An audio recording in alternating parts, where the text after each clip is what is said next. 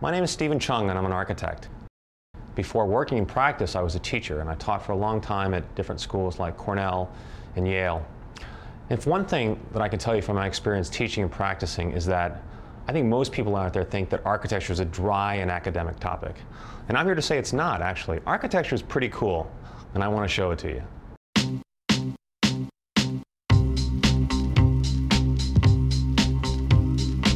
There's a lot of shows out there, and most of them are focused on the house, which are private.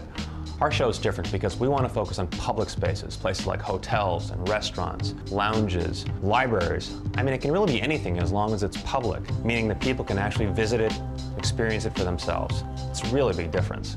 I think architecture is a very different one than building. Architecture is when someone's able to combine art and purpose and make it meaningful. We want to meet the owners, the architects, the clients, the characters behind this great stuff.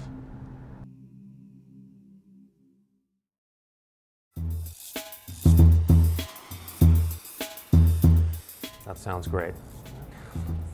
When I'm not working with clients, I'm out looking for inspiration from other architects and designers. Today we're in the city of Boston to see the best of new design. So come on, things are going to heat up on this episode if it's a cool world.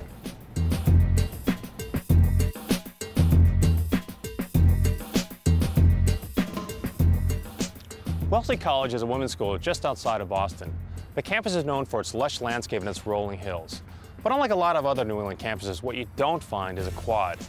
That was a challenge for the architects Max Goggin and Merrill Elam. How do you build a campus center in a campus that doesn't have a center? Let me show you. So now we're in the main hall for the space. What's neat here is these are student lockers which have lights embedded in them. So actually the light for this space is coming from the sides instead of the ceiling like you might normally expect. The second really cool thing about this hallway are these benches. Now instead of sitting along the wall and watching people go by, here this architect makes these custom benches which actually push out into the space. So when I'm sitting here, I'm right in the middle of all this activity.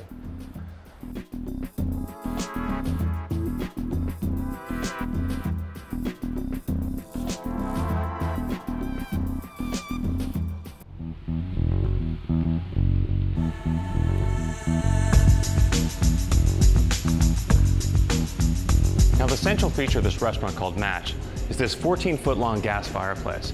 And with a flick of a switch, we've got a warm fire for the restaurant. Now this flame concept is repeated in elements like this pressed board. This is a three-dimensional element which, when it's lit properly, you can also begin to see this flame motif. Now we also find the same motif in elements like the back of this furniture and other bar elements. Here the zebra wood veneer with its blacks and browns, its wavy material, also begin to look like this flame idea. Now, I think it's so great when all the different elements are tied together by a central concept like the flame. And that's why Match is on fire.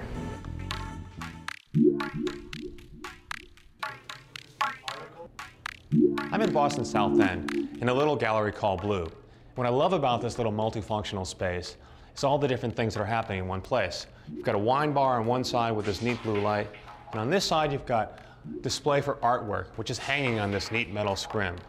And finally, they sell my favorite kind of books here, architecture books. Art and architecture, who would have thunk it?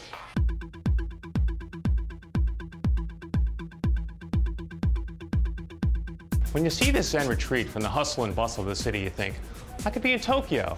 But I'm not. I'm in Boston's South End at a new Japanese restaurant called Oishi. Oishi means yummy, by the way. Now, some of the features for the space include a water wall and rock gardens and minimalist interiors, all of which makes me feel like kind of like a gallery.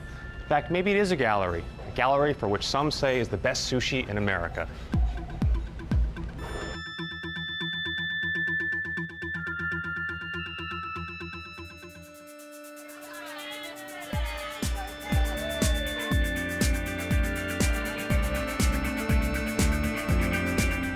Feeling a little bit tipsy, and it's not because I've had too many. It's because the walls of the staircase are tilted on an angle. And not only that, inside these walls are these colored lights which are constantly changing. The overall effect is dizzying, disorienting. This stair is connecting the upper level dining and bar area with the lower level VIP lounge. This stair is a celebration of moving up and down. It's certainly not boring. There's great details on this stair. The handrail. You slide your hands along the rail, these walls begin to move away, bend away almost, responding to my movement. And what's so great, the final detail I think is so great about the stair is the ceiling. This architect realizes when you walk upstairs, you look up. In this case, you see a ceiling which is comprised of wood slabs which are delaminated from the ceiling plane, becoming three-dimensional, creating a dazzling sculptural effect. It's a great detail. Like a lot of clubs, one of the cool features at 33 are the bathrooms. Here we see the three on its side. I guess this is the men's. This must be the women's room. And I like this wall. This is the wall to the men's room, which is made of plumbing pipe, PVC pipe, which has been cut on its side. So you can literally look through it. It's interesting. Now we're in the men's room. I just want to wash my hands. And you see the plumbing pipe on either side, which you can literally see through. And surprise! The tools of an architect, form and space, light, material and detail. I mean, this is what an architect uses to make architecture. And how do they use those tools to make cool architecture? I don't know that, Dan. I just know that answer to that question. That is beautiful. Fantastic. That message goes up and around, which makes actually a place for eating upstairs, which is covered. MIT.